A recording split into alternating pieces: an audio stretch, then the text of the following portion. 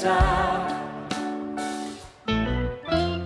오라 우리가 여호와의 산에 올라 하나님의 전에 이르자 주님의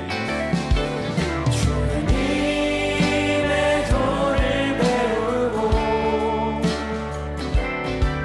주님의 길로 행하리. 이는 율법이 시온에서 나오고 주의 말씀은 예루살렘에서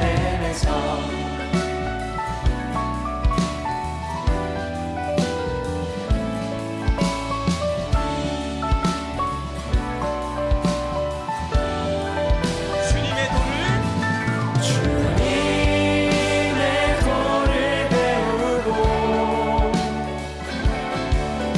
주님의 길로 행하리.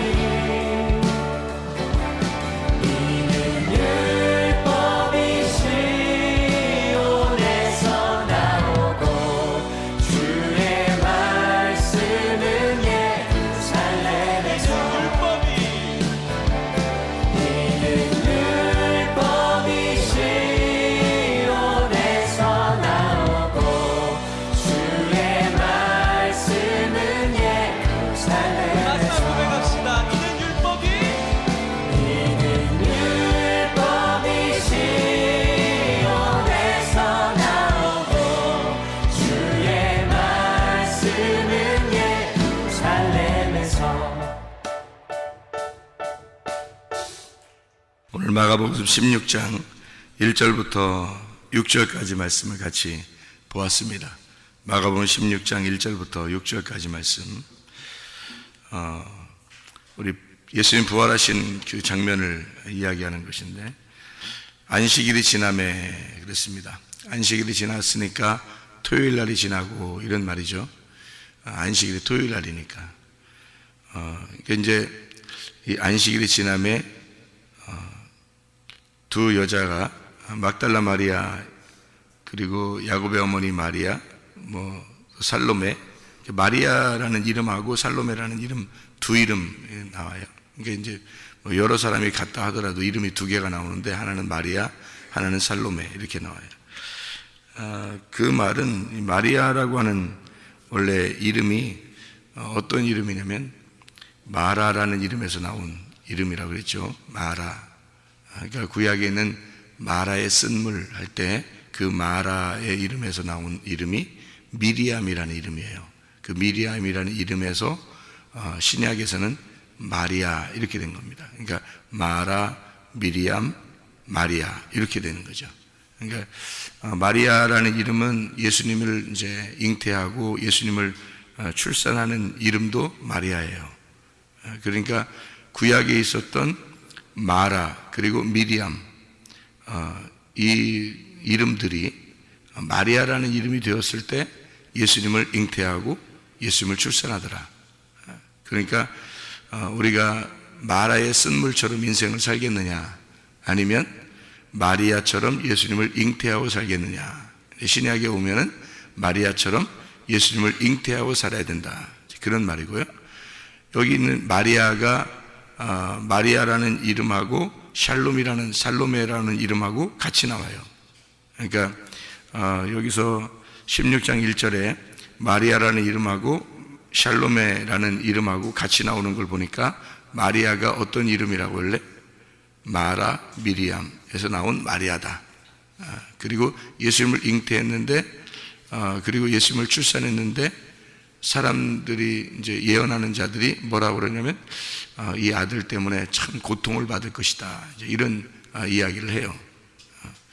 그런데 그러니까 그 마리아는 이제 마라, 미리암, 마리아, 그러니까 고통 속에서 나온 아들을 출산하는 그런 십자가의 이야기를 얘기하죠.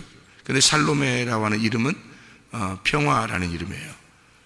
이제 예를 들어서 구약에 있는 솔로몬, 샬롬, 살로메, 이게 같은 이름이거든요. 이런 살로메라고 하는 건 평화의 이름입니다. 그러니까 연합하고 하나가 되고 평화하고 하나 이제 이렇게 하나로 만드는 이제 둘을 하나로 만드는 그런 이름을 샬롬에다 이렇게 이야기를 해요. 그러니까 샬롬이라는 이름이죠. 그러면 이제 이 마리아하고 살로메하고 둘 이름이 이제 가서 부활하신 예수님을 만나게 되는데 예수님 이제 부활하신 예수님을 부활했다고 청년이 여기서 이제 얘기를 해줬다는 게 천사죠. 근데 두 이름이 가서 만났단 말이에요. 그러면 이 두 이름이 뭘 의미하겠어요? 마리아하고 샬로메하고. 그러니까 마리아의 쓴물하고 평화라는 연합이라는 하나 되는 거라고. 그러면 이게 어떤 의미를 가지냐면 마라의 쓴물이라는 미리암 마리아는 둘로 나누는 죽음을 의미하는 거고 샬롬에는 평화 부활을 의미한단 말이에요. 그러니까 이 둘이 가가지고 부활하신 예수님을 만나러 가게 된 거죠. 이 둘이 가서. 그러니까 이름 두 개가 가가지고 의미를 가지고 있다면 이게 예수님의 그 죽음과 부활을 함께 그곳에서 하나로 만드는 그런 보세요. 무덤이라는 장소가 어떤 장소냐면 죽음인 장소잖아요. 죽음의 장소. 우리로 말하면 죽음의 장소인데 근데 거기가 하나님과 하나가 되는 장소가 된다는 거죠. 죽음의 장소인데 무덤이 근데 거기가 하나님과 하나가 되는 장소가 된다.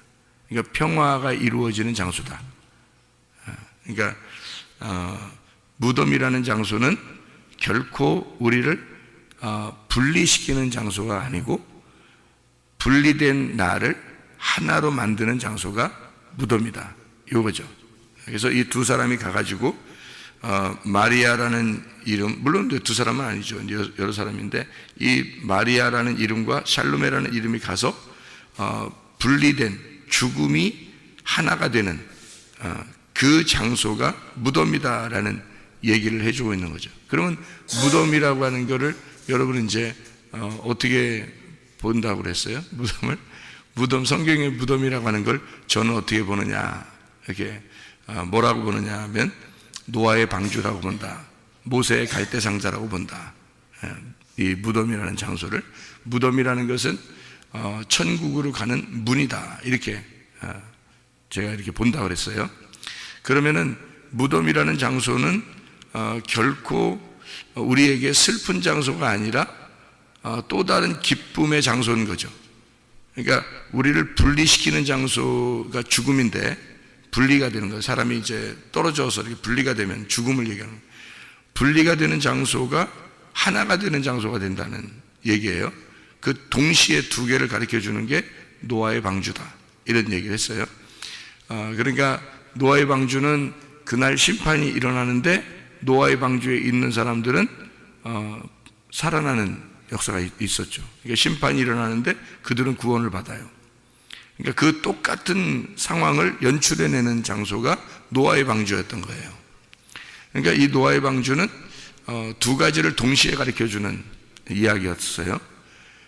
그러니까 제가 보는 성경은 어떻게 보는 거냐면 노아의 방주가 또 하나의 법궤라 얘기하는 거예요. 언약궤. 이 언약궤라고 하는 건 만군의 여호와의 이름이거든요. 이게 사무엘하 6장 2절인데 만군의 여호와의 이름이 법궤예요. 그러면 이 법궤라고 하는 만군의 여호와의 이름이 나갈 때 두 가지가 동시에 일어납니다. 다시 말하면 만군의 여호와의 이름이 나가잖아요. 그러면 어떤 사람은 심판해버려요. 만군의 여호와의 이름이. 그렇죠? 그래서 만군의 여호와의 이름이 예수의 이름으로 하면 귀신이 떠나갈 수 있습니다.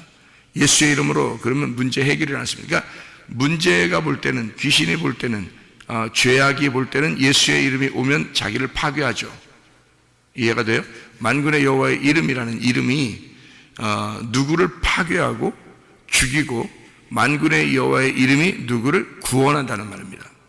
그래서 동시에 일어나는 일이죠.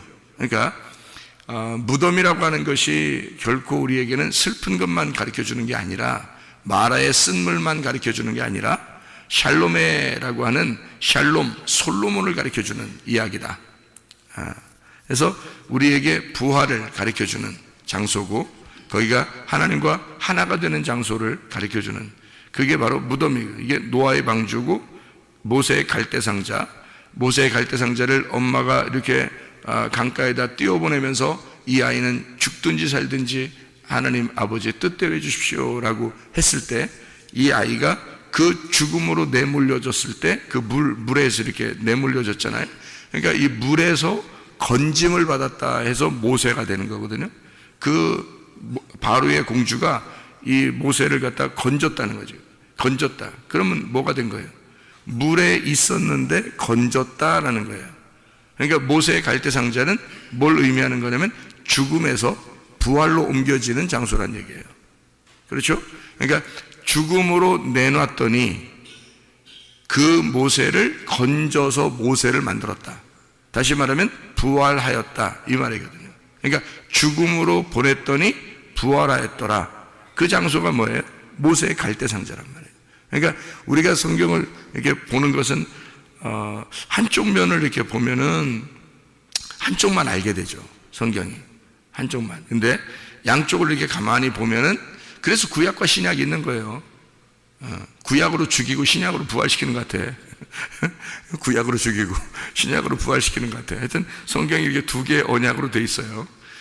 그래서 죽음과 부활을 설명하는 거, 이걸 갖다가 복음이다 이렇게 얘기를 해요. 십자가와 부활, 이것이 복음이다. 고린도전서 15장 1절부터 4절까지의 복음은 이런 거다 이렇게 얘기해요. 십자가와 부활, 이 두 개를 같이 동시에 가르쳐 주는 것이다 라는 이야기예요. 그게 이제 이런 법궤 같은, 노아의 방주와 같은, 무덤과 같은 이런 만군의 여호와의 이름이다 이거죠. 이게 그 만군의 여호와의 이름, 이것은 우리를 파괴하고 또 우리를 구원하는 이름이라는 얘기죠. 그러니까 주님의 이름, 예수의 이름이 우리를 파괴하고 죽이고 우리를 구원하시는 이름이다. 이게 여호와의 이름이라는 예수라는 이름입니다. 이제 무슨 말인지 이해가 되시겠죠? 이 두 개가, 그러니까 무덤이라는 건 결코 한쪽만 가르쳐 주는 게 아니다. 무덤이라는 게. 그러니까 구약의 이 성경을 읽는 독자들, 그러니까 성경을 아는 사람들은, 구약을 보는 사람들은 이 무덤을 결코 슬픔의 장소로 이야기하지 않아요.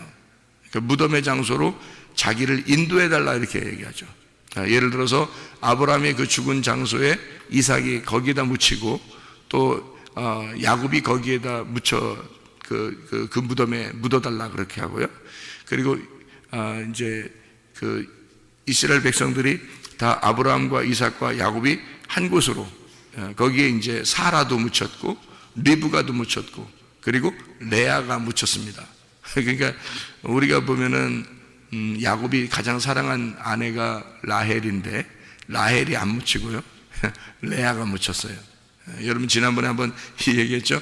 레아하고 라헬하고 차이점을 여러분이 좀 아셔야 되는데, 야곱이 부인이 4명 있었는데 그 레아, 라헬 그리고 여종 둘, 그래서 4명이 부인인데요. 나중에는 이 여종 둘을 갖다 종이라고 하지 않습니다. 다 부인이 된 거예요. 4명의 부인이란 건 사를 설명하려고 한 거예요. 사. 그러니까 야곱이라고 하는 가나안 땅에서 온 이 가나안 땅에서 온 아브라함, 이삭, 야곱, 아브라함, 이삭의 아들인 아브라함의 손자고 이삭의 아들인 야곱이 이쪽 그 외삼촌의 집에 가가지고 부인 둘을 얻고 그 다음에 여종 둘을 얻어서 4명의 부인을 얻고 그리고서 다시 가나안 땅으로 가게 되는 거거든.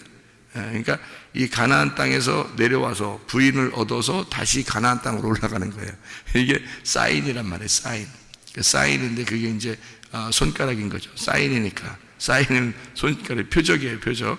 이게 표적이에요. 그림자. 우리에게 보여주는 그림자. 이걸 통해서 뭐를 설명해 주는 거예요. 그러니까 그 설명하는 그게 실제고 요거는 보여주는 거란 말이에요. 그림자로. 그러니까 아이고 뭐 야곱이 4명의 부인을 얻었대, 뭐 우리도 4명을 얻을 수 있어, 이게. 그래서 이스라엘에 가면 여러분이 남자가 부인을 4명 얻을 수가 있습니다. 네. 꼭 이스라엘 갈 필요는 없어요, 여러분이. 지금 부인을 4명을 얻을 수 있도록 법으로 돼 있어요. 4명을 얻을 수 있어요. 왜 그러냐면 자기들이 누구 자손이에요?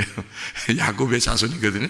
이스라엘의 자손이기 때문에 이스라엘이 4명의 부인을 얻었으니까 법으로 정해놓은 어떻게 할 수가 없으니까 이게 자기들이 야곱의 자손이니까 어쩔 수 없으니까 이걸 법으로 해놓은 거예요. 그런데 이제 법은 그렇게 돼 있는데 괜찮게 돼 있는데 근데 이제 요즘 사람들이 유럽의 영향을 많이 받고 선진국의 그 영향을 많이 받았으니까 이스라엘 사람들이 대부분 한 명의 부인을 얻습니다. 한 명의 부인하고 같이 살아요. 근데 4명까지는 얻을 수 있어요. 4명까지 얻어도 그렇게 큰 문제가 안 돼요. 그러니까 이스라엘의 자손이니까, 그러니까 야곱의 자손이니까 4명의 부인을 얻는. 이것은 근데 4명을 부인을 얻었느냐, 뭐 얻어야 된다, 안 해야 된다, 부인 4명 있으면 복잡하다, 1명만 부인 얻어야 된다, 뭐 이런 의미가 아니고요. 이건 표적이란 말이에요. 표시란 말이죠. 그러니까 손가락과 같은 거예요. 손가락을 볼 필요 없죠.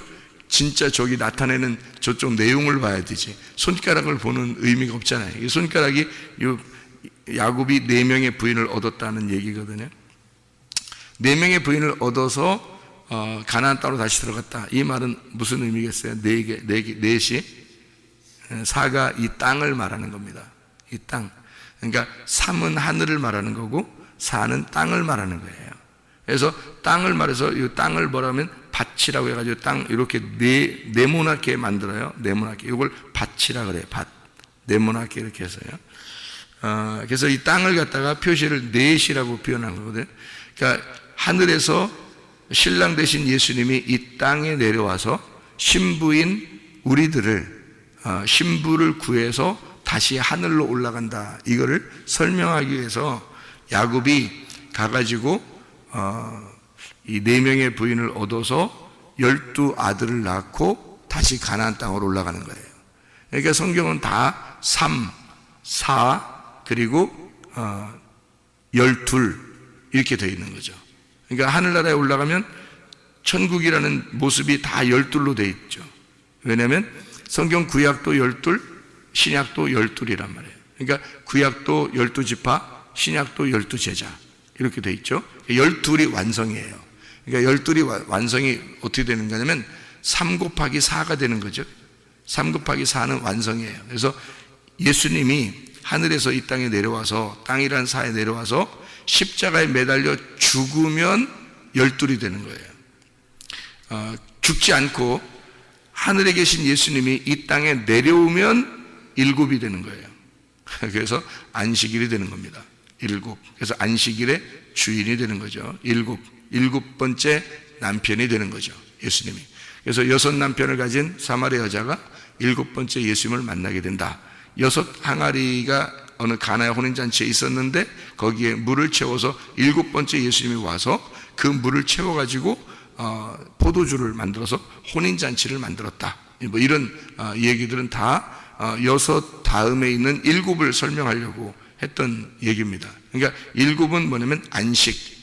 그렇죠. 그러니까 무덤이라고 하는 이것이 2개를 동시에 설명하는, 하나는 죽음을, 하나는 부활을 설명하는 장소가 무덤이라는 장소다. 이게 이 무덤. 안식이라는, 여러분 안식이라는 것도 7이잖아요. 7. 그러니까 하늘에 계신 분이 이 땅에 내려오면 안식이에요. 그게 안식인데 어디 안식이면 땅의 안식이란 말이에요. 땅의 안식. 그럼 땅의 안식이면 어떻게 돼야 돼요? 땅의 안식이면 7이니까 땅의 안식이면 안식일의 주인은 예수님이에요. 땅의 안식이면 그게 죽음을 얘기하는 거예요. 그래서 하늘의 안식이 돼야 되거든요. 땅의 안식이 죽음을 얘기하는 거기 때문에 하늘의 안식을 얘기해야 돼요. 그러니까 하늘의 안식이 돼야 완성이에요. 제가 지금 이야기하는 걸 여러분 이해하는지 모르겠어요. 성경을 많이 읽어봐야지 이해가 되는 얘기들이에요. 이건 저는 그냥 이렇게 그냥 여러분이 안다 생각하고 많이 읽었다 성경을 많이 읽었을 것이다 하고 지금 그냥 막 얘기하는 거예요. 그죠? 안식이라고 하는 안식일이라는 게 이 땅의 안식이기 때문에요. 예수님이 이 땅에서 죽어야 안식이에요. 죽어야. 그래서 안식일의 주인은 예수님인데 그분이 죽으시는 거예요. 그리고 사람들을 이렇게 안식을 주는 거예요. 그게 땅의 안식이에요.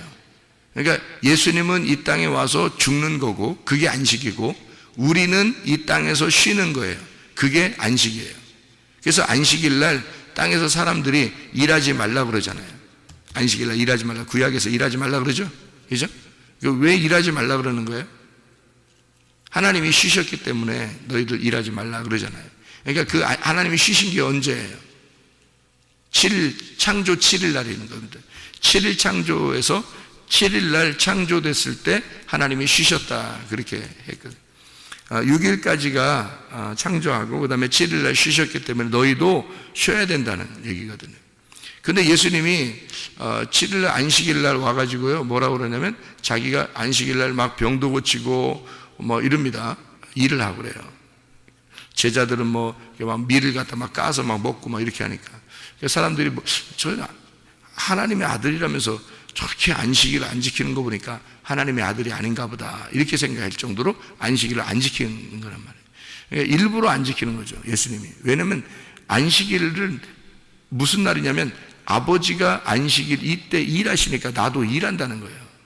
그러니까 예수님은 일하겠다는 거예요. 예수님은. 그리고 너희들은 쉬라는 거예요. 그게 안식일이라는 거죠.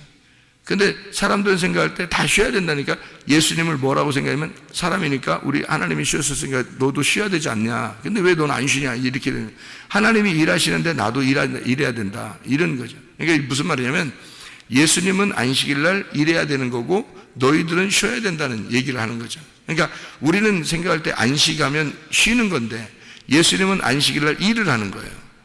그럼 반대잖아요. 그죠? 그럼 이게 이제 땅에서 하는 얘기란 말이에요. 땅에서. 그러니까 안식일이라고 그러면 땅의 안식일을 얘기하는 거예요. 그래서 7이라고 하는 건요, 우리가 말하는 7이라는 건 완전 숫자잖아요. 완전 숫자.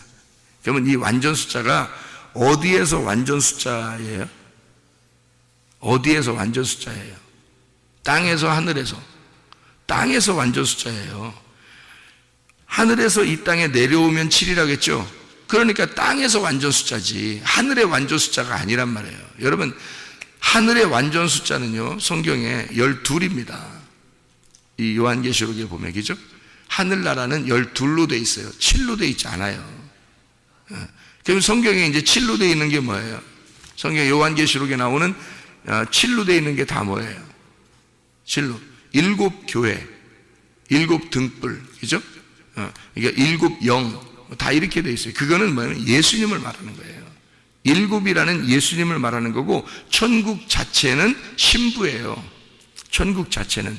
그러니까 예수님은 7 영이고 7 등불이고 7 교회고 여기 이 12이라고 하는 것이 새 예루살렘이고 그게 신부란 말이에요. 그게 천국이에요. 그러니까 뭘로 이루어진 천국이냐면 7으로 이루어진 12이란 말이에요. 7으로 이루어진 12. 그럼 7이 뭐였는데? 7이 이 땅의 안식일인 예수님을 말한다 이거죠. 그럼 하늘의 안식은 몇이라고요? 12. 그러니까 땅의 안식은 7, 하늘의 안식은 12. 그래서 땅의 안식에서 완성이 되면 12이라는 하늘의 안식이 되는 거죠.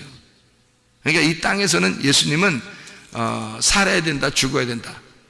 죽어야 된다. 그러니까 이 땅에서 7이라는 예수님은 죽어야 된다. 그래서 죽기 위해서 왔다 이거죠. 그러니까 안식일 날 자기가 일하기 위해서 왔다. 안식일 날 너희들은 쉬어라. 나는 일할 테니까.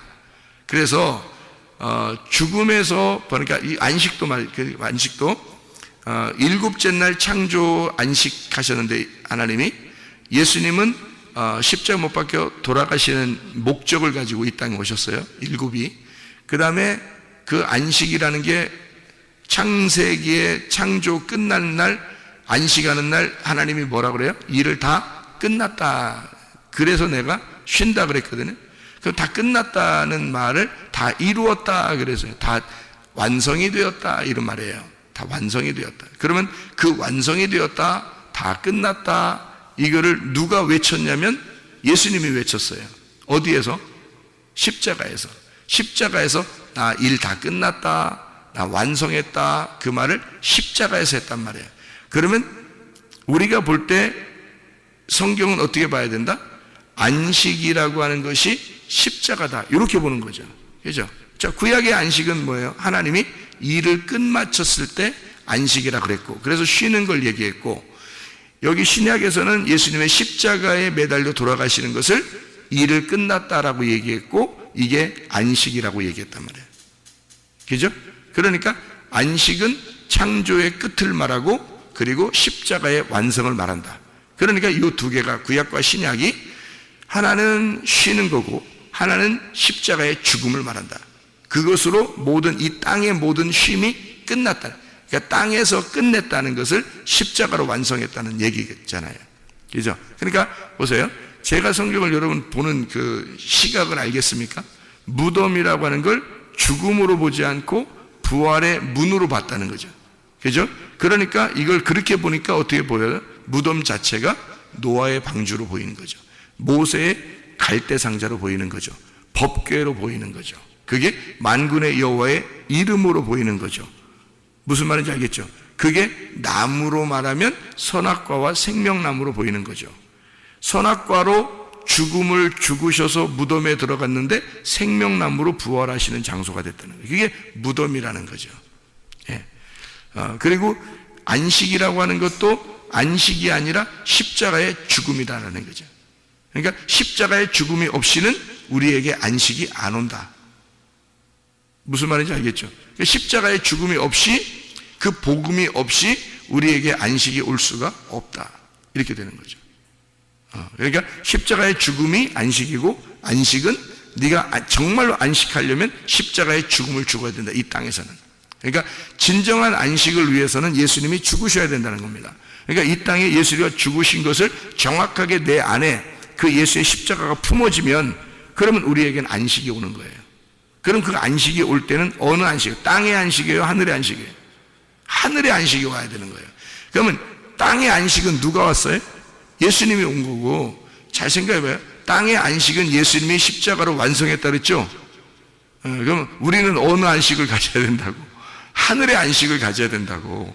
그 하늘의 안식을 가져야 되니까 팔이 돼야 되는 거예요. 팔팔하게. 하늘의 안식이 돼야 되니까 그게 팔이 되는 거예요. 그래서 노아 방주에 8명 들어갔다가 8명이 나와야 되는 거고요. 8명. 이게 팔이란 말이에요. 예수님 부활이 언제 일어나요? 안식 후 첫날. 안식일 날이 언제라고요? 7일 날. 안식일 날이 7일 날. 그러면 안식 후 첫날이니까 8일 날. 그래서 8일 날 팔팔하게 일어나야 된다는 거예요. 어디서? 하늘나라에서. 그래서 8이라는 숫자는 이 땅의 숫자가 아니에요. 땅의 안식이 아니라 하늘의 안식이란 말이에요. 그게 8이라는 숫자예요. 그래서 8을 어떻게 보냐면 이렇게 보는 거죠. 노아 할아버지 그 자손들이죠. 아들 3명하고 며느리 3명하고 그 부인하고 어떻게 된 거예요? 어떻게 숫자를 어떻게 보라겠어요? 어떻게? 노아 할아버지하고 7명이에요. 7명, 7하고 하나예요. 여러분, 우리가 노아 할아버지 한 명에다가 7명 같이 해서 8명 들어갔다고 생각하잖아요. 우리가, 그죠? 그런데 제가 보는 거는 노아 할아버지가 7이에요. 노아 할아버지가 7. 그가 7이고 나머지가 하나예요. 그러니까 노아 할아버지가 안식이고요. 노아라는 이름이 안식이에요. 안식. 휴식, 안식이라는 단어고 노아가 안식 7이에요. 그러니까 예수님이에요. 나머지 이게 다 합해서 하나예요. 그게 다 합해서 그게 이제 7명인데 그 7이라는 예수님에게 속한 자, 그가 신부예요. 그러니까 예수님과 나를 말하는 거죠. 근데 그게 노아 할아버지와 그 7 식구들, 그래서 요거를 8이라고 이렇게 얘기하는 거예요. 그러니까 예수님 한 분하고 교회인 나하고 합해지면 8이 되는 거예요. 그럼 교회가 나만 있나요? 여러분도 다 같이 교회죠? 그럼 여러분은 한 명이 아니죠? 여러 명이잖아요? 여러분이? 우리가 다 교회가 여러 명이잖아요? 이 여러 명이 하나란 말이에요. 이게. 그래서 이 하나하고 7이라는 예수님하고 합해지면 8이 되는 거예요. 그게 안식 후 첫날이란 말이에요. 그날 부활해야 된다는 것입니다. 그래서 8번째 날, 그날 부활을 해야 되는 거예요.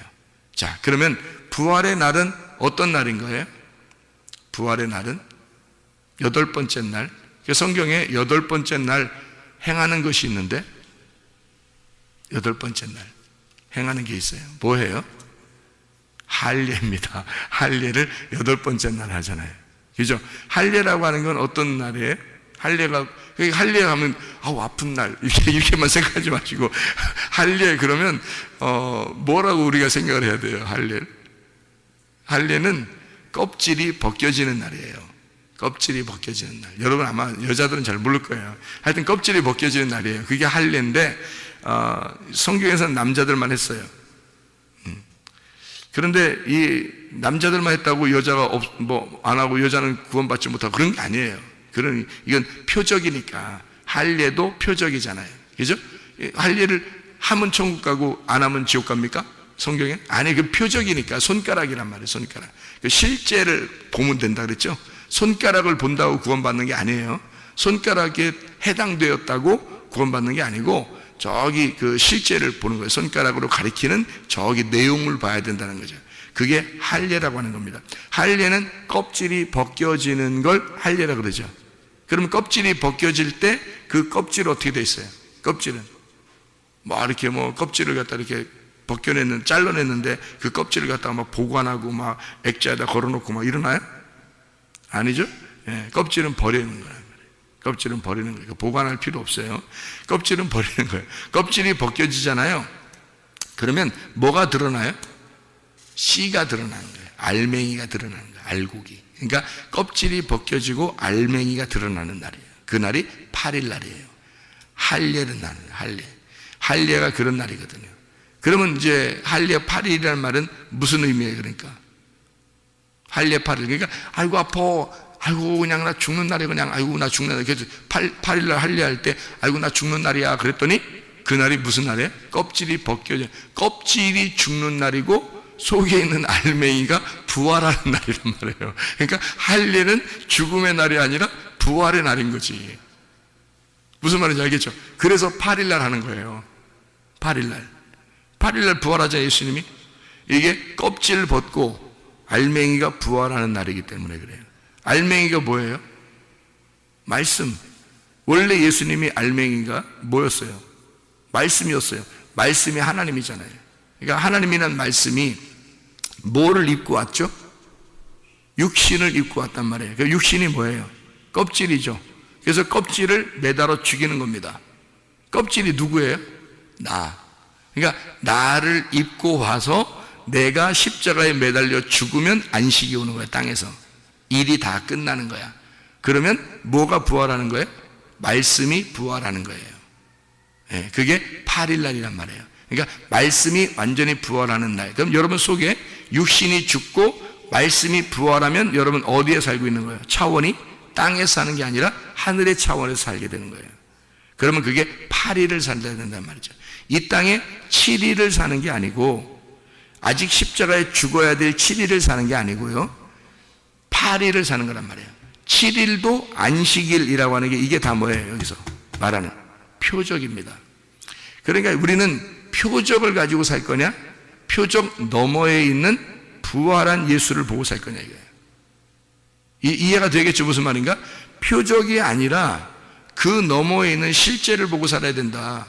그러니까 손가락을 보고 산다. 사람들이 성경을 보면서 손가락만 보고 쳐다보고 산다는 거예요. 안식일이 뭐냐, 안식일에 뭐 해야 되냐, 안식일 어떻게 지내야 되냐, 뭐 안식일이 뭐 이렇게 산다면 사람들이 그건 표적이죠. 그건 하나의 손가락이란 말이에요. 이해가 돼요? 그 너머에 있는 내용을 봐야 되죠. 왜 안식일이 있는지. 그러니까 안식일을 지키는 게 아니라 그 너머에 8일을 봐야 된다는 거죠. 8일. 그래서 예수님이 부활하는 것은 8일 날 부활하는 거예요. 왜냐하면 그 너머를 껍질을 벗기고 알맹이가 나와서 진짜 내용을 가르쳐 주려고 했던 거니까 할례가 죽음을 얘기하는 게 아니라 부활을 얘기하는 거라는 얘기죠. 할례는. 그러니까 할례가 부활을 얘기하는 그게 침례라는 얘기예요. 모세의 갈대상자를 강가에 띄워서 죽였더니 건져서 모세가 되었죠. 건졌다. 이게 물에서 건졌다. 그래서 모세 그랬더니 모세라는 게 모셰거든요. 모셰, 메시아는 메시아. 이게 메시아예요. 그래서 물에서 건진 받은 부활한 메시아가 이스라엘 백성들을 건지러 가는 거예요. 그게. 그래서 메시아인 거예요. 모세가 구약의 메시아인 거예요. 신약의 메시아는요? 예수님이죠. 그래서 예수님을 그리스도라 그러는 거예요. 구약의 메시아가 신약의 메시아를 이름을 헬라어로는 그리스도라 이렇게 말하는 거죠. 구약에서 그리스도를 구약의 히브리 말로는 뭐라고 얘기하냐면 메시아라고 얘기하는 거고요. 그러니까 메시아가 그리스도라는 이름이에요. 이해가 되겠죠? 그래서 예수님을 그리스도라 그러는 거예요. 예수 메시아라는 말입니다. 이게 그건 기름 부음을 받았다 이렇게 얘기해요. 왕이 되었다, 제사장이 되었다, 선지자가 되었다 이렇게 할 때 기름을 붓잖아요. 그럴 때 이제 메시아가 되는 거죠. 이렇게 8일이라는 게 무슨 의미인지 아시겠죠? 그래서 8일날 할례를 받는 게 무엇인지 알겠죠? 다시 말하면 죽음과 부활은 이게 떨어져 있는 게 아니라 동시에 같이 있는 것이다. 하나님의 차원으로 이렇게 성경을 하나님의 차원에서 하늘의 눈으로 이렇게 보게 되면 있잖아요. 이게 동시에 같은 차원에서 하늘의 차원에서 이 땅을 이렇게 같이 보면은 차원이 같은 차원에서 살게 되는 거 보이게 되는 거거든요. 그런데 만약에 땅의 차원에서 하늘을 바라보면 전혀 다른 차원이 되는 거예요. 그러니까 우리 눈이 땅에서 이렇게 닫아져 있잖아요. 닫아져 있으면 안 보여요. 하늘이라는 그 세계가 안 보여요. 차원이 다른 세계가 안 보여. 눈이 이렇게 닫아져 있으면. 그래서 예수님이 와가지고는 맹인들을 자꾸 고쳐주잖아요. 예수님을 만난 맹인 중에 눈 안 뜬 사람 있어요? 예수님을 만난 맹인 중에 눈 안 뜬 사람 있냐고? 없어요. 맹인은 무조건 다 눈 떠져. 하여튼 무조건 맹인은 눈 떠져요. 왜냐하면 이 눈 뜬다는 게 굉장히 중요한 의미거든요. 그래서 맹인을 눈을 뜨게 하는 예수님. 왜 그러냐면 이 눈이 닫혀져 있는 우리들을 눈을 열어주는 것을 의미하는 거죠. 그러니까 눈이 닫혀져 있으면 나만 보이고요. 이게 가두어져 있어요. 가두어져 있다고. 그래서 차원이 높은 차원으로 못 가고 아래 차원에서 살게 되고 그것만 보인다면 성경이. 그런데요, 이게 눈이 열려지면 높은 차원이 보이는 거예요. 그죠? 하늘의 차원이 보이겠죠? 그러면 하늘의 차원에서 이쪽 보면 이쪽과 이쪽이 같은 거란 말이에요. 자, 제가 이제 성경을 이야기할 수 있는 게 여러분 아까 이야기한 거 이제 결론을 맺습니다.